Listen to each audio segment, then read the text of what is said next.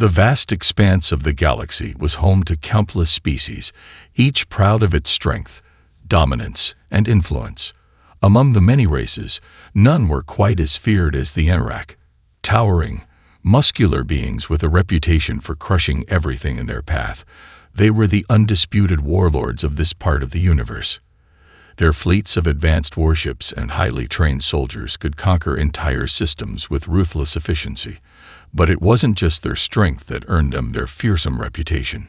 It was their unwavering belief that the galaxy was divided into the strong and the weak, and those who couldn't survive were nothing more than obstacles to be removed. And in this hierarchy, the humans were at the bottom. Private Xal, a soldier in the Enrak army, had grown up hearing the stories of these fragile beings from other worlds. Humans. They were small, their skin soft, their bones fragile.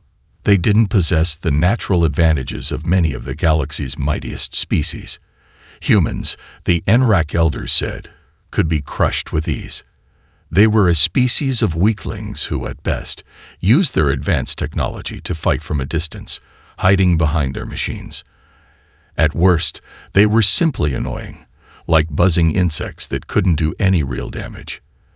The idea of fighting them in hand-to-hand combat was laughable. Xal had heard the rumors that humans fought with cunning, using tactics and technology in ways that other species could barely comprehend. But he had seen nothing in the history of the Enrak Empire to suggest that these small creatures were anything to be concerned about.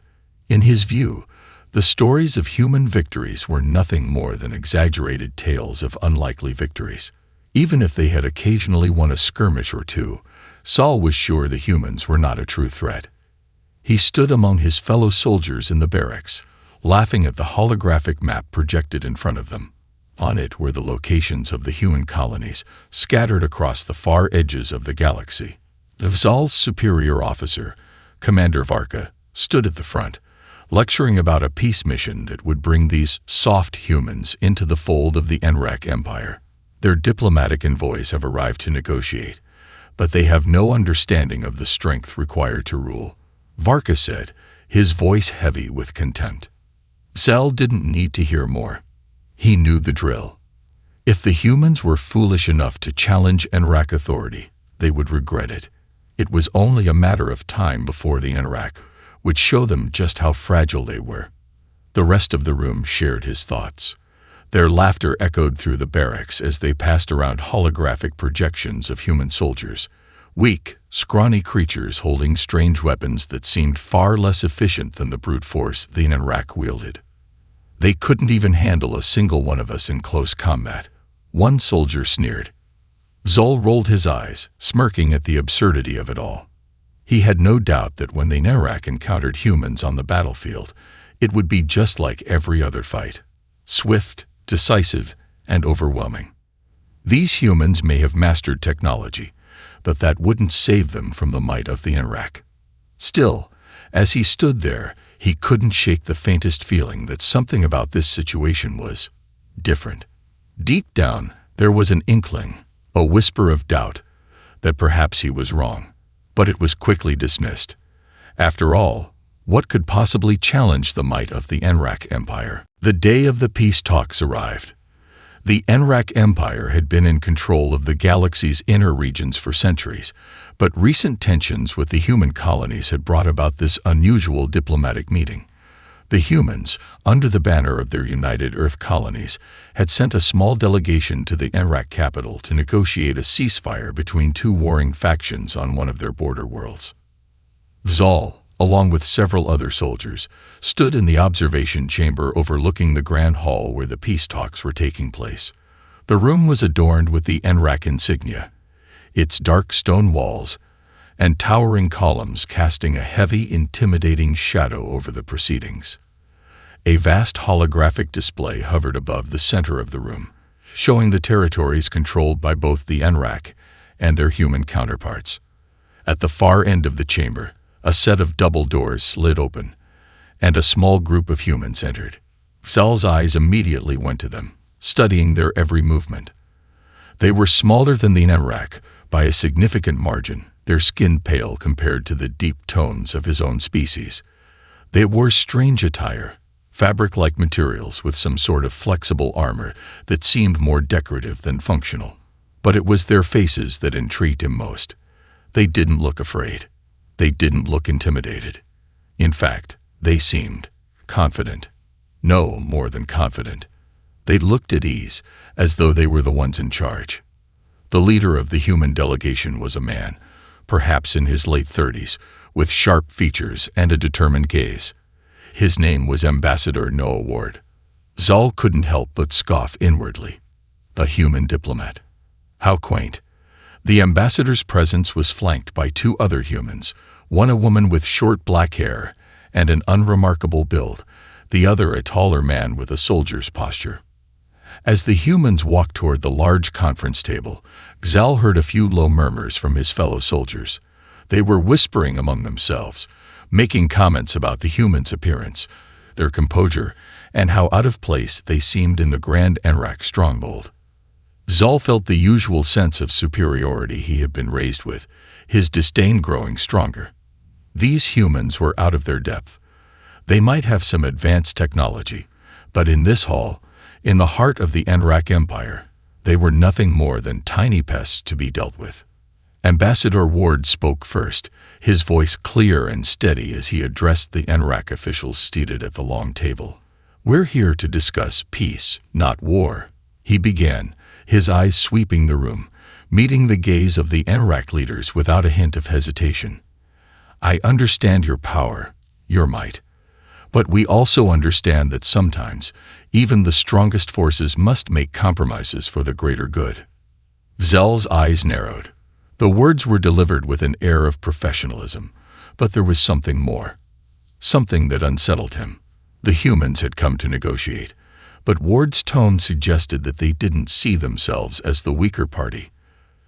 Zal couldn't put his finger on it, but something about this human diplomat was different from what he had expected. "Do you really believe your presence here will make a difference?" One of the Enrak commanders barked, a sneer twisting his face. "We have no interest in negotiations with weaklings like you." Ambassador Ward didn't flinch. Instead, he smiled slightly. "We're not here to beg," he said, his voice calm but firm. "We're here to offer a solution, one that benefits everyone." Zal felt the room shift. The confidence in the human's voice was unsettling.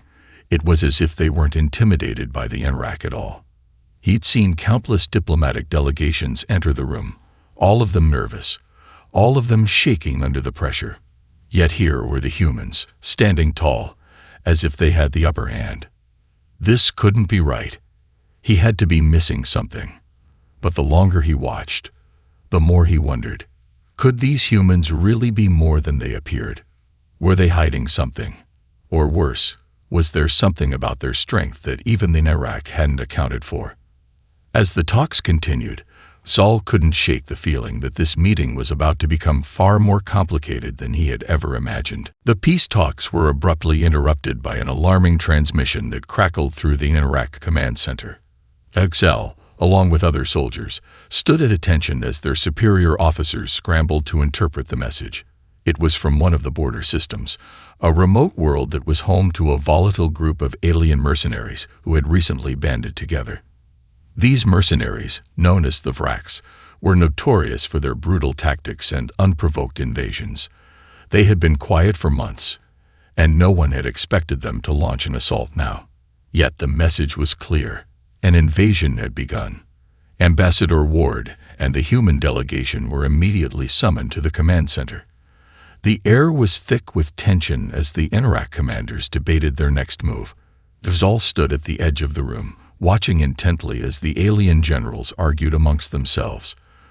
The Vraks had attacked swiftly, overwhelming the planetary defense grid, and they were on a clear path to take the planet's capital.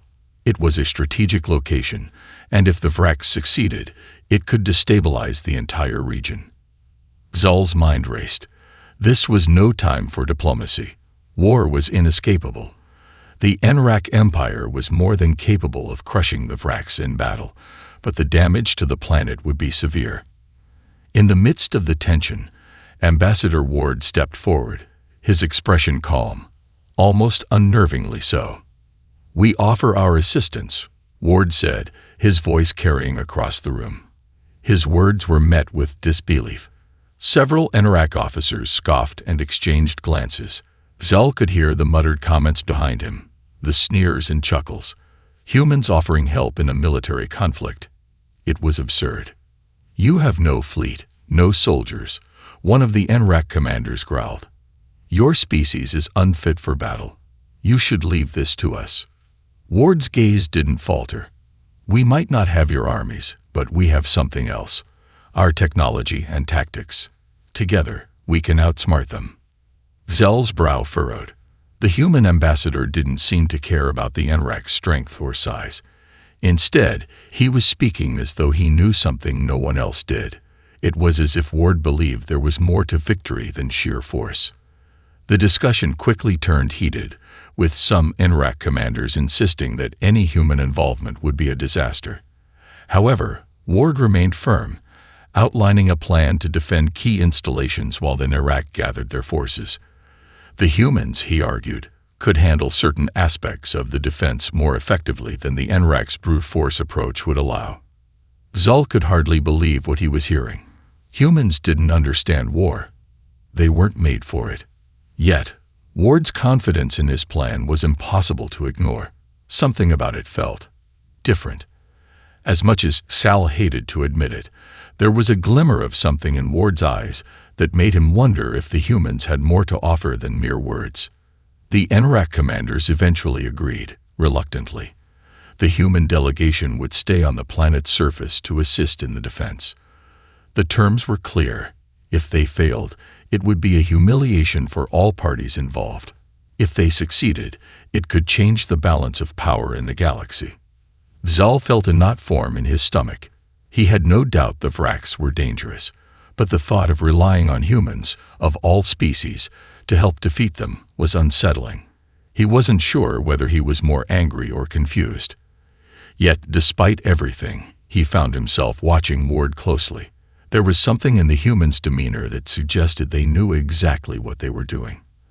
As the command center erupted in preparations for the incoming battle, Zal couldn't shake the nagging feeling that this fight would be like nothing he had ever experienced before. The first signs of the Vraks' assault appeared less than an hour after the decision was made. The once quiet sky above the planet's surface turned a deep shade of red as the Vraks' warships descended, launching a barrage of missiles at key military installations. Explosions rocked the ground, sending shockwaves through the city, and the unmistakable sound of sirens wailed throughout the streets. Zal stood at the entrance of a war room, watching as the Enrak forces scrambled to respond. His mind was still reeling from the sudden shift. It was one thing to watch the humans speak their plans, but now, as the chaos unfolded before him, it felt like they were about to enter the lion's den. Ambassador Ward, along with his team, was already in the thick of it. Rather than retreating to a safer area, they had moved swiftly to set up communication hubs in the heart of the battle zone, offering the Enrak access to advanced human tech for coordinating their defense. They didn't hide behind barriers. Instead, they were actively involved in the strategy, helping to guide the Enrak forces where the Vraks would strike next. Zal couldn't believe it. The humans weren't just offering their assistance. They were stepping into the fight, preparing to lead. He watched as Ward spoke with one of the Enrak generals, calmly outlining a counterattack. The general seemed hesitant, but there was a flicker of respect in his eyes as Ward gave a quick, precise suggestion that immediately changed the battle's direction. Zal found himself intrigued. He'd seen many battles in his time, each one more brutal than the last. But the humans weren't fighting the same way. They weren't throwing bodies at the problem or relying on sheer strength to bulldoze their way through. Instead, they were calculating, precise. In one instance, Ward had coordinated an airstrike that disabled a key enemy ship with minimal loss to the Enrak forces. Tal had never seen anything like it before. Such efficiency, such planning. In the heart of the city, Zal's squad was stationed on the front lines. The Vraks' forces had already breached the city's outer defenses, and the streets were flooded with enemy soldiers. The Enrak rushed to engage them, but their usual tactics weren't working. The Vraks were swift, ferocious, and highly organized, and they seemed to know exactly where to strike. Zal, armed with his heavy blaster and fully armored, charged forward, shouting orders to his comrades. The battlefield was chaos.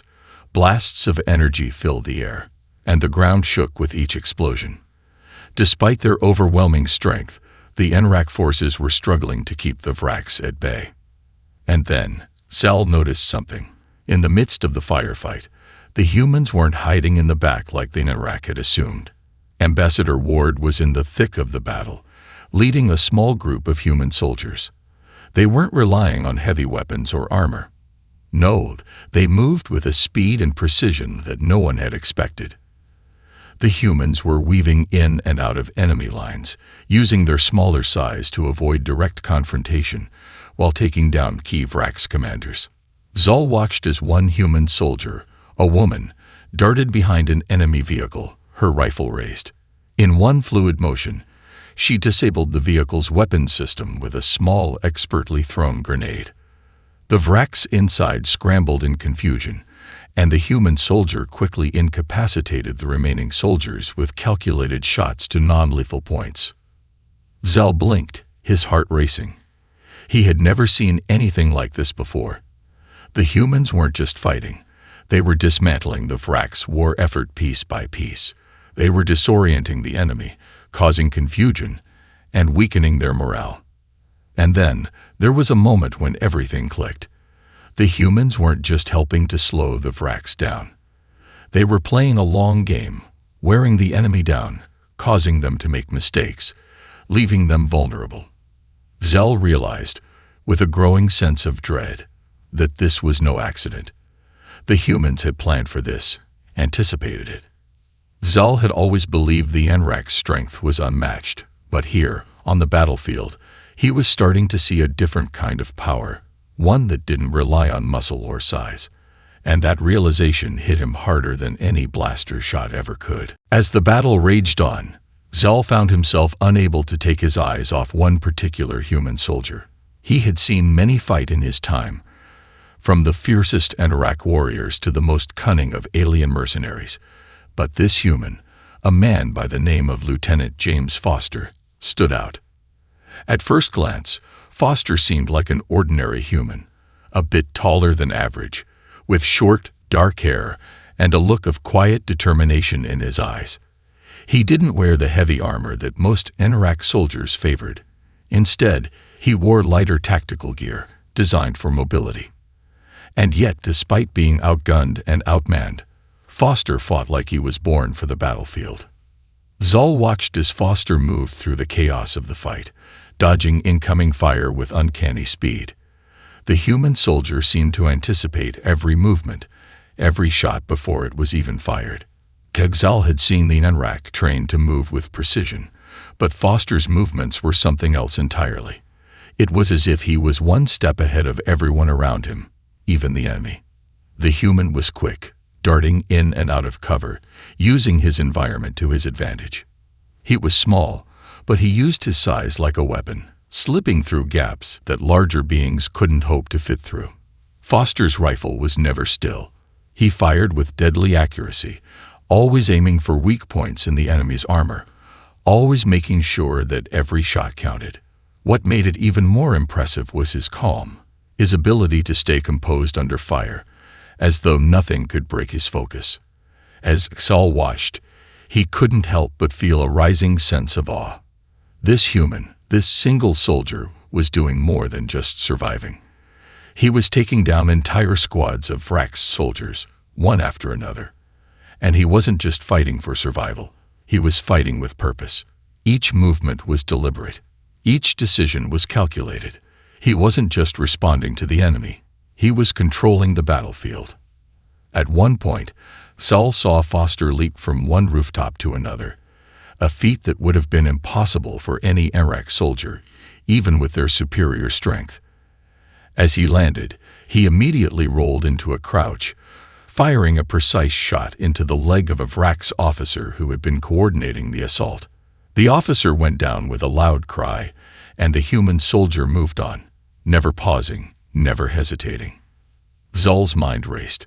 What was it about this human? It wasn't just the tactics or the skill. It was the way he approached the fight. There was a certain ruthlessness to his movements, but also an intelligence, a strategy. It wasn't enough for Foster to merely survive. He was dismantling the enemy's ability to organize, weakening their resolve with each action.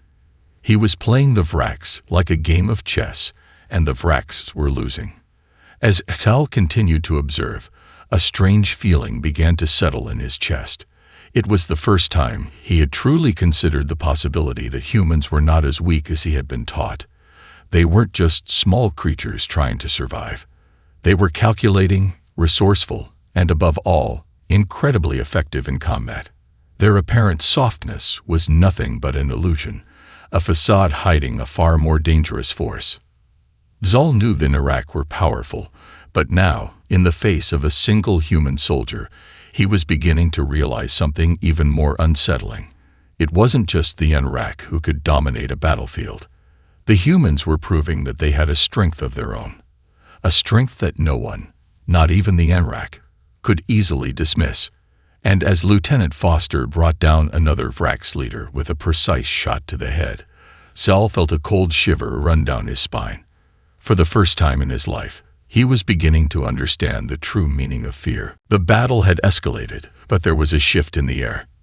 Zal could feel it as he watched the chaos unfold.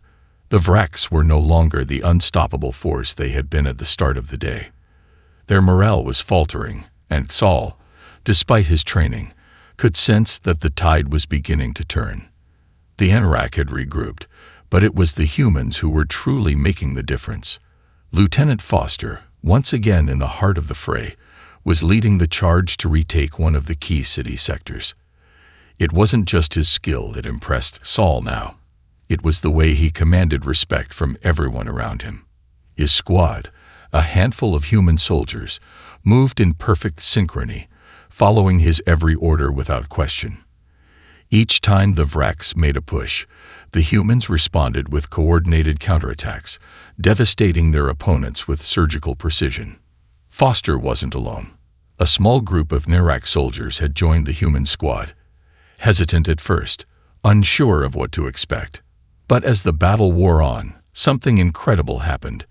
They began to work with the humans, almost as if they were learning from them. The Narak, trained in their traditional methods of overwhelming force, started adopting the human soldier's strategy. They adapted their movements, took cues from the humans' rapid decision-making, and began executing precision strikes instead of relying solely on brute strength. Zal was witnessing something remarkable, a collaboration between two species that had always considered each other enemies. The humans had never stood a chance against the sheer physical might of the Narak in direct combat, but their tactics were changing the course of the battle. And the Narak, for the first time in history, were learning to fight smarter, not harder. It was a strange thing to witness, an enemy species teaching his own kind a better way to wage war. Zal had always been proud of the Narak's strength and ferocity, but now he was forced to confront something that shook him to his core. It wasn't just about power. The humans, despite being physically inferior, had something far more dangerous: brains and adaptability. As Foster and his squad pressed forward, Zal couldn't help but watch him closely. He noticed how Foster's eyes constantly scanned the battlefield, calculating, always thinking ahead. The human was always 2 or 3 steps ahead of the Vraks. It was as if he could predict their next move. Foster would lead his team into the perfect position, and then, with a simple signal, they'd strike with a deadly efficiency that left the Vraks in disarray. The Narak were winning back the sectors they had lost, pushing the Vraks into a retreat, but it was clear that the humans were the driving force. They had mastered the art of battle in ways the Narak had never considered. The humans' ability to think on their feet, adapt, and outmaneuver their enemies was proving to be more effective than the Narak's reliance on pure physical power. Then, as Zal watched from his position on the battlefield, he saw something else, a change in the Vraks. Their once confident charge had slowed. Their leader, a massive Vrax general, had been brought to the ground by a precision strike from a human sniper. The general's command was shattered, and the remaining forces began to falter, unsure of what to do without leadership. Zal stood at the edge of the battlefield, watching the enemy crumble. He had always believed that the Narrak were the dominant force in the galaxy, that no species could stand against them. But here, in the heart of this war, he was witnessing the destruction of that belief. The humans weren't just surviving. They were winning, using brains and tactics to turn a battle that seemed lost into a victory. For the first time in his life, Zal found himself asking a question that he never thought he would. Were the Narrak really the strongest species in the galaxy? The Vrax were retreating, but the victory was far from complete. Zal watched as the last of the Vrax forces, now disorganized and leaderless, scattered into the streets, fighting to escape the relentless pursuit of the human and Narrak soldiers. Yet even as the enemy crumbled, the cost of the battle became painfully clear. The streets were littered with debris, burnt-out vehicles, discarded weapons, and the bodies of the fallen. There was no distinction between the Narrak and the humans here. Both had suffered losses. The Narrak were no strangers to death, but the sight of the human soldiers, some of them kneeling over their fallen comrades, struck Zal in a way he had not anticipated. He had seen death before, but this was different. The humans fought not just for survival, but for something deeper. They fought for each other. As Foster moved through the wreckage, his eyes scanning the field with the same practiced precision he had shown throughout the battle, Zal couldn't help but feel a strange admiration for him. The human's face was smeared with dirt, his uniform torn, but his eyes were clear. He didn't show fear or hesitation. He moved with purpose, checking on his soldiers and making sure they were all accounted for. Zal had seen commanders who were more concerned with their own safety, but Foster was focused entirely on his team. The human lieutenant paused near one of the Narrak soldiers who had been injured, his arm clearly broken. Foster knelt down beside him and, without a word, helped him to his feet, offering him a small medical kit. Zal watched the brief exchange, astonished. The Narrak soldier, usually too proud to accept help from anyone, didn't flinch. He accepted the aid wordlessly, his gratitude evident in his eyes. It struck Zal then. These humans had an unshakable bond, not just with their own kind, but with their allies. They fought together, cared for one another, and most surprising of all, they respected the Narrak, despite the centuries of hostility between their species. Suddenly, the loud crackle of a communicator broke the silence. A message came in from the Narrak command center. The Vrax are retreating, but we need to secure the city's central tower. The fight is not over. Zal snapped to attention, his mind immediately shifting back to the tactical situation. Despite the damage, the central tower still held immense strategic value. The Vrax, in their panic, had begun retreating toward the tower, making a final stand. It was imperative to take control of it, no matter the cost. Foster stood, his face set in a determined expression. He turned to his soldiers, issuing a series of quick orders. His voice was calm, but it carried an authority that demanded respect. The humans were ready for one more push. Zal, torn between duty and his growing respect for the humans, found himself following Foster's lead. He'd been raised to believe that the Narrak were born to dominate, that their strength was unmatched. But now, in the face of this unyielding human spirit, Zal saw something else. The humans weren't just about power. They were about resilience, unity, and strategy. The battle they had fought, and the way they had fought it, had proven that they could stand against any force. Perhaps, Zal thought, that was the true strength. The ability to keep fighting, not because of fear, but because of something deeper. A reason that went beyond survival. The central tower loomed ahead, its silhouette dark against the setting sun. Zal and the human squad, now joined by a few Narrak soldiers, began their march toward it. The final push was upon them, but one thing was certain: The outcome of this battle would change everything. As they moved forward, Saul couldn't help but wonder how this victory would be remembered. Would it be the triumph of the Enrak, or would it be the day that humanity proved they were more than just a soft species? The day they demonstrated that true power was more than just might. It was the ability to endure, to adapt, and to fight for something greater. The final push toward the central tower was nothing short of grueling.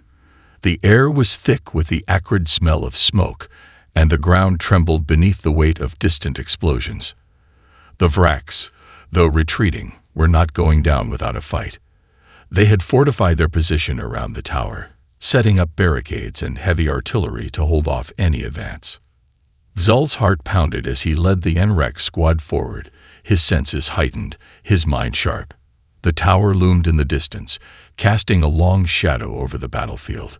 It was the symbol of the city's power, and both the Enrak and the Vraks knew it was the key to controlling the planet.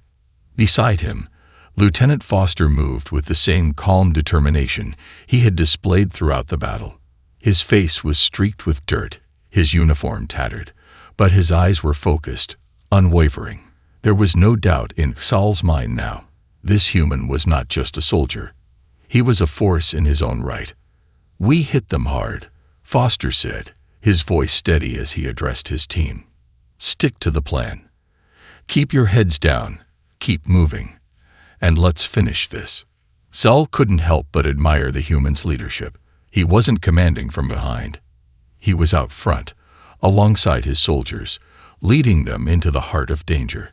He had done it throughout the battle, pushing forward, staying with his team, never wavering. There was something fundamentally different about the way humans fought.